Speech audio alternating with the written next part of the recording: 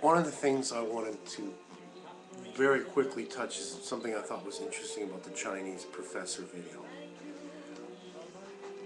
Why would the Chinese professor, 20 years from now, get in front of a classroom, supposedly of the world's leaders, discuss early 21st century American decline, and not even bring up the Iraq War?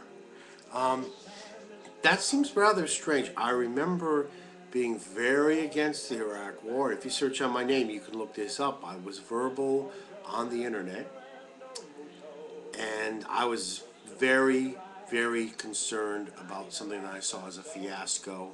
I knew that the claims were all bogus, okay?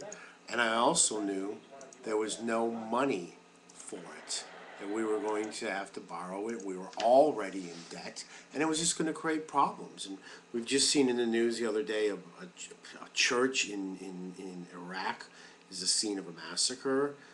American troops are still going to be there for years and years, even though we've pulled out. The government that was elected set a record for the longest amount of time it took between, officially approving the ballot, which also took, I believe, a month, to forming a government. Had formed a record that was the longest time this had ever happened in history.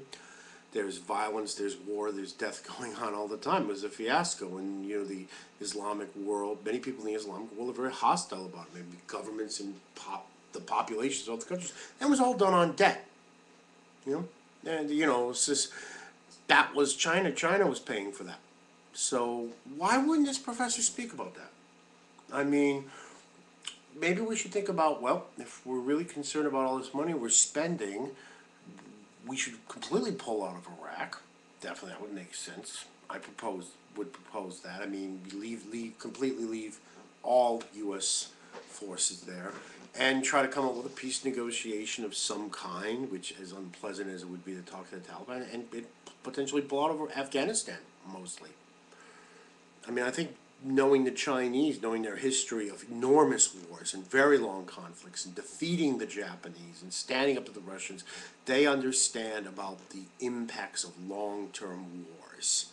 They have faced almost everybody. I mean, the British, they've been devastated in battle. They understand the impact that long wars have on economies and finances.